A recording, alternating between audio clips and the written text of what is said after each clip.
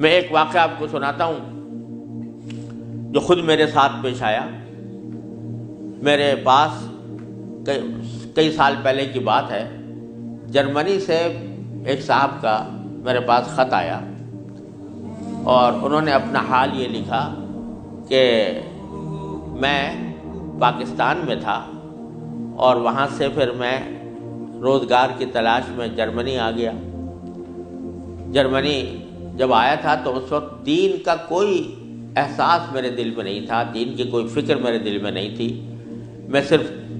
دنیا کمانے کے لیے یہاں پر آ گیا تھا، تو نہ اپنے دین کی کچھ خبر تھی، نہ معلومات تھی، نہ اس پر عمل تھا. لیکن یہاں پر رہتے رہتے میں نے ایک کرسچن لڑکی سے میرے تعلقات ہو گئے اور پھر میں نے اسے شادی کر لی. شادی کے بعد بھی کوئی دین کی طرف رغبت پیدا نہیں ہوئی، کوئی احساس پیدا نہیں ہوا. لیکن جب اولاد ہو گئی اور اولاد ذرا نشو و نما پانے لگی، ذرا سی وہ سمجھدار ہونے لگی، تو اس وقت میں نے دیکھا کہ میری کرسچن بیوی وہ اولاد کو کرسچینٹی پڑھا رہی ہے اور کرسچینٹی کی تعلیم دے رہی ہے. تو اس وقت میرے دل کا اندر کا سویا ہوا مسلمان جاگا کہ یہ میری اولاد ہے اور یہ کرسچن بننے جا رہی ہے، میری بیوی اس کو کرسچینٹی پڑھا رہی ہے. تو میں نے اپنی بیوی سے کہا کہ تم اس کو یہ کرسچینٹی مت پڑھاؤ. بیوی نے کہا میں کیوں نہ پڑھاؤں، یہ میری بھی اولاد ہے اور میں اس کو حق سمجھتی ہوں، تو اپنی اولاد کو بھی ویسے ہی بنانا چاہتی ہوں. میں نے کہا نہیں، کرسچینٹی حق نہیں ہے، اسلام برحق ہے. تو اس نے کہا مجھے ثابت کرو کہ کیوں برحق ہے اسلام اور کرسچینٹی میں کیا خرابی ہے. تو اب میرے پاس علم تو تھا نہیں، مجھے اپنے دین کا بھی پتہ نہیں تھا، کرسچینٹی کا بھی پتہ نہیں تھا. لہذا جب وہ بات کرتی تو میں اس کا جواب دینے کے لیے کی پوزیشن میں نہیں تھا، اس کے سوالات کا جواب نہیں دے سکتا تھا، اس کے اعتراضات کا جواب نہیں دے سکتا تھا. تو میں اس مشکل میں ہوں کہ میری اولاد وہ میری بیوی کی تعلیم و تربیت کے نتیجے میں کرسچن بننے جا رہی ہے اور میرے دل پر آرے چل رہے ہیں، میں کچھ کر نہیں سکتا.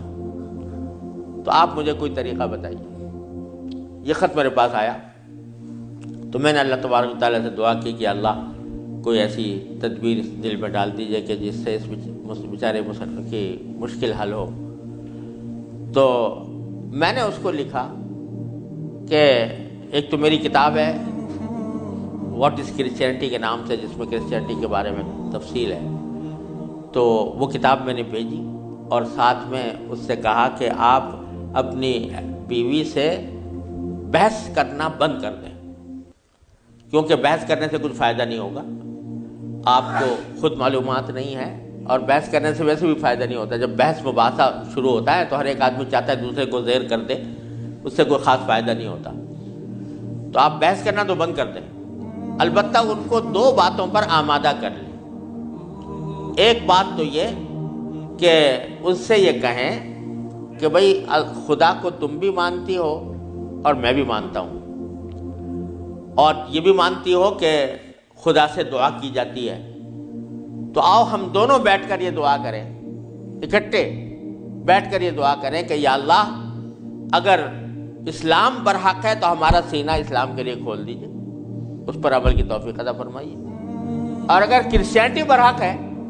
تو پھر کرسچینٹی کے اوپر ہمارا دل کو مطمئن کر دیجئے. دونوں مل کے یہ دعا کیا کریں. ایک تو اس بات پر اس کو آمادہ کریں، دوسرے اس بات پر آمادہ کریں میں کتاب بھیج رہا ہوں کہ وہ کتاب کا مطالعہ کر لیں. میں نے یہ لکھ تو دیا، اللہ تعالیٰ سے دعا بھی کی کہ اللہ میں نے لکھ تو دیا ہے، اس کو مؤثر و مفید بنا دیجئے. کچھ عرصے کے بعد اس ساتھی کا خط آیا. اس نے لکھا کہ الحمدللہ میری بیوی نے آپ کی دونوں باتیں تو مان لی ہیں اور کہا کہ یہ دعا بھی کروں گی اور یہ کتاب بھی پڑھوں گی، لیکن ابھی کوئی فرق نہیں آیا، معاملہ کیوں کا توں ہے. تو میں نے پھر ان کو خط لکھا کہ آپ گھبرائیں نہیں اور اس عمل کو جاری رکھیں، دعا کرتے رہیں، تو گھبرائیں نہیں. اس کے کچھ عرصے کے بعد ان کا خط آیا میرے پاس. اس میں انہوں نے لکھا کہ عجیب و غریب واقعہ ہو گیا وہ یہ کہ میری بیوی وہ کسی جگہ کوئی ڈگری کورس کر رہی تھی، اس سلسلے میں یونیورسٹی گئی، اور یونیورسٹی سے واپس آتے ہوئے ہم دونوں واپس آ رہے تھے، وہ گاڑی ڈرائیو کر رہی تھی، میں اس کے برابر میں بیٹھا ہوا تھا، تو اچانک اس نے گاڑی ایک جگہ روک کر اور اس نے اپنا سر اسٹیئرنگ کے اوپر جھکا لیا اور بے تحاشا رونے لگی۔ میں سمجھا کہ خدا نہ کرے اس کے اوپر کوئی دل کا دورہ پڑا ہے یا کوئی تکلیف ہوئی ہے، تو میں پریشان ہوا۔ میں نے پوچھا کیا بات ہے، تو روتے روتے اس سے بولا نہیں جا رہا تھا۔ بمشکل جب میں نے بار بار پوچھا تو اس نے ایک جملہ کہا کہ میں اور کوئی تکلیف نہیں ہے، بس مجھے تم مسلمان بنا دو، اسلام میں قبول کرنا چاہتی ہوں۔ کہتے مجھے اپنے کانوں پر اعتبار نہیں آیا کہ یہ وہی عورت ہے کہ جو اتنی شدت کے ساتھ مجھ سے بحث کیا کرتی تھی، اور اب یہ کری کہ میں نے کیا کہا، تو بار بار میں نے اس سے پوچھا تو اس نے کہا کہ نہیں، میں سچ کہہ رہی ہوں کہ مجھے مسلمان ہونا ہے، تو مجھے کہیں لے جا کر مجھے مسلمان بناؤ۔ میں پھر اس کو فوراً اسلامی سینٹر میں لے گیا، وہاں جا کے اس نے کلمہ شہادت پڑھا، مسلمان ہوئی، اور اس نے خط میں لکھا تھا کہ یہ اتفاق سے یہ دن رمضان کا تھا، اور آج پہلا موقع ہے کہ ہم دونوں نے سحری میں اٹھ کر ہم دونوں نے اکٹھا روزہ رکھا ہے، اور آپ کو خط لکھ رہے ہیں، اور دوسرا خط میری بیوی کی طرف سے ہے۔ تو دوسرا خط اس کے ساتھ تھا اس کی بیوی کی طرف سے، اور اس نے مجھے لکھا تھا کہ میں آپ کا شکریہ ادا کرتی ہوں کہ آپ نے مجھے ایک ایسا طریقہ بتایا جس کے ذریعے اللہ تبارک و تعالیٰ نے مجھے ہدایت عطا فرمائی۔ تو یہ میرے خود اپنے ساتھ پیش آیا ہوا واقعہ ہے۔ اللہ تعالیٰ سے اگر ہدایت مانگی جاتی ہے وہ دعا رد نہیں ہوتی۔ یعنی بہت سی دعائیں جو ہم دنیا کے لیے مانگتے ہیں کہ یا اللہ ہمارا روزگار لگ جائے، ہماری دولت میں اضافہ ہو جائے، اس میں ضروری نہیں کہ اللہ تبارک و تعالیٰ وہی چیز دے دیں جو آپ نے مانگی ہے، اس لیے کہ بعض اوقات اللہ تعالیٰ کے علم میں ہوتا ہے کہ یہ چیز اس کو دیں گے تو اس کے لیے نقصان دہ ہوگی، کوئی اور چیز دے دیتے ہیں، اس سے اچھی چیز دے دیتے ہیں۔ بعض مرتبہ آدمی مانگتا ہے کہ مجھے میری دولت میں اضافہ ہو جائے، لیکن اللہ تعالیٰ جانتے ہیں کہ اس کی دولت میں اضافہ ہوگا تو پتہ نہیں یہ کس وادی میں جا کے گرے گا، لہذا وہ نہیں دیتے اس کو، لیکن دعا کا ثواب اس کو دے دیتے ہیں۔ اسی طریقے سے بعض اوقات دنیا کے بارے میں اگر یہ ہو کہ بھئی اللہ میاں مجھے محسن فرض کرو کہ بیمار ہے تو شفا مل جائے، تو بیماری کے اندر بعض اوقات اللہ تعالیٰ جانتے ہیں کہ اس کا بیمار رہنا ہی اس کے حق میں زیادہ فائدہ مند ہے، تو وہ بعینی ہی وہ چیز نہیں دیتے، لیکن اس سے اچھی چیز عطا فرما دیتے ہیں۔ یہ اللہ تبارک و تعالیٰ کی سنت ہے دنیاوی چیزوں کے بارے میں۔ لیکن اگر کوئی ہدایت مانگے سچے دل سے، یا اللہ مجھے ہدایت دے دے، یا اللہ مجھے سیدھے راستے پر چلنے کی توفیق دے دے، یا اللہ میری اولاد کو سیدھے راستے پر چلنے کی توفیق دے دے، تو یہ دعا رد نہیں ہوتی، اور یہ دعا ضرور قبول ہوتی ہے بشرطے کہ مانگنے والا ہو، سچے دل سے مانگے، خشوع کے ساتھ مانگے، اللہ تعالیٰ سے مانگنے کے انداز میں مانگے، تو اللہ تبارک و تعالیٰ وہ دعا رد نہیں فرماتے۔ بلکہ میرے شیخ حضرت عارفی رحمۃ اللہ علیہ فرمایا کرتے تھے کہ اپنے اللہ میاں سے جب کوئی مانگو تو مچل کر مانگا کرو، یعنی اپنے اللہ میاں سے باتیں کیا کرو، کہہ دیا کرو یا اللہ یا تو مجھے ہدایت دے دیجئے ورنہ آخرت میں مجھ سے مواخذہ نہ فرمائیے گا، یا تو مجھے ہدایت دے دیجئے، گناہوں سے بچا لیجئے، اپنی نافرمانیوں سے بچا لیجئے، یا پھر آخرت میں میری گرفت نہ فرمائیے گا۔ تو بندہ جب اس طرح مانگتا ہے تو اللہ تبارک و تعالیٰ ضرور عطا فرماتا ہے، ہدایت ملتی ہے، اور ساتھ ساتھ یہ کہ وہاں پر آپ کے لیے ایک عذر ہو جاتا ہے کہ یا اللہ میں نے تو آپ سے مانگا تھا اور کہا تھا کہ مجھے ہدایت دے دیجئے، میرے گناہ چھڑوا دیجئے مثلا۔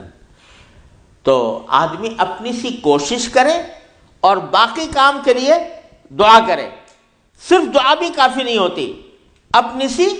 کوشش بھی ضروری ہے۔ جیسے میں نے وہ یہ مثال دی تھی تو میں نے ساتھ میں اس کو کتاب بھی دی تھی، ایسا نہیں کہ صرف دعا ہی پر اکتفا کرے، بلکہ تھوڑا سا طلب اس کے اندر پیدا ہو، کہ طلب بھی ہو اور اس طلب کے لیے کوئی عملی اقدام اپنا سا کرے، اس کے بعد اللہ تعالیٰ سے مانگے تو اللہ تعالیٰ رد نہیں فرماتے۔ حضرت مولانا رومی رحمۃ اللہ علیہ فرماتے ہیں، مثنوی والے مولانا رومی فرماتے ہیں کہ دیکھو حضرت یوسف علیہ السلام کا واقعہ دیکھو کہ ان کو جب زلیخا نے ورغلایا، گناہ کے اوپر آمادہ کرنے کی کوشش کی، تو قرآن کریم میں ہے کہ اس سے پہلے اس نے سارے دروازوں پر تالے ڈال دیے تھے، غلقت الابواب، سارے دروازوں پر تالے ڈال دیے تھے، اور پھر حضرت یوسف علیہ السلام کو بہکایا، ورغلایا۔ تو حضرت یوسف علیہ السلام آنکھوں سے دیکھ رہے تھے کہ سامنے دروازوں پر تالے پڑے ہوئے ہیں، نکلنے کا راستہ نہیں ہے، لیکن انہوں نے یہ سوچا کہ میرے بس میں اتنا ہے کہ دروازے تک چلا جاؤں، بھاگ گئے، تو بھاگ گئے، دروازے تک پہنچ گئے، اور وہاں جا کے مانگا اللہ تعالیٰ سے کہ یا اللہ یہاں تک پہنچنا تو میرا کام تھا، آگے دروازے سے باہر نکالنا اور اس گناہ سے مجھے بچانا آپ کا کام ہے۔ تو نتیجہ یہ ہوا کہ دروازے کے تالے ٹوٹ گئے اور داخل۔ تو مولانا رومی فرماتے ہیں کہ گرچہ رکھنا نیست عالم را پدید، خیرہ یوسف وار می باید دوید، اگرچہ تمہیں اس دنیا کے اندر تمہیں کوئی راستہ نظر نہیں آ رہا، گناہوں سے بچنے کا، اللہ تبارک و تعالیٰ کی نافرمانی سے بچنے کا ماحول ایسا ہے، اس سے نکلنے کا راستہ نظر نہیں آیا، لیکن خیرہ یوسف وار می باید دوید، جس طرح یوسف علیہ السلام دروازے اپنے حد تک جتنا کر سکتے تھے اس کے لیے دروازے تک دوڑ گئے، اس طرح تم بھی دوڑ جاؤ اور پھر اللہ تبارک و تعالیٰ سے مانگو، تو اللہ تبارک و تعالیٰ انشاءاللہ رد نہیں فرمائیں گے۔ اس لیے میں عرض کرتا ہوں کہ اپنے معمولات میں، روزمرہ کے معمولات میں یہ بات شامل کریں کہ رات کو سونے سے پہلے اللہ تبارک و تعالیٰ کی بارگاہ میں اپنی بھی اور اپنی اولاد کی بھی، اپنے گھر والوں کی بھی ہدایت کی دعا فرمائیں۔ اللہ یا اللہ اپنے رحمت سے ہم چاہتے ہیں کہ ایسا کریں، اپنی طرف سے کوشش بھی کر رہے ہیں، یا اللہ اپنے فضل و کرم سے اپنے رحمت سے اس کوشش کو کامیاب بنا دیجئے اور ہمارے دلوں کو پھیر دیجئے۔ قرآن کریم حضور اقدس صلی اللہ علیہ وسلم دعا تلقین فرمائی، یا مصرف القلوب صرف قلوبنا علی طاعتک، اے وہ ذات جو دلوں کو پھیرنے والی ہے، اے اللہ ہمارے دلوں کو اپنی طاعت کی طرف پھیر دیجئے، اپنی اطاعت کی طرف پھیر دیجئے۔ یہ دعا سرکار دو عالم صلی اللہ علیہ وسلم تلقین فرمائی۔ تو یہ دعا ہر روز بندہ مانگے اللہ تبارک و تعالیٰ سے، انشاءاللہ رد نہیں ہوگی، انشاءاللہ ضرور کامیابی ہوگی۔ اپنی طرف سے کوشش جاری رہے اور ساتھ ساتھ اللہ تعالیٰ سے مانگتے رہیں، انشاءاللہ یہ کوشش کبھی رائے گاہ نہیں جائے گی۔ اللہ تبارک و تعالیٰ اس کو ضرور قبول فرمائے۔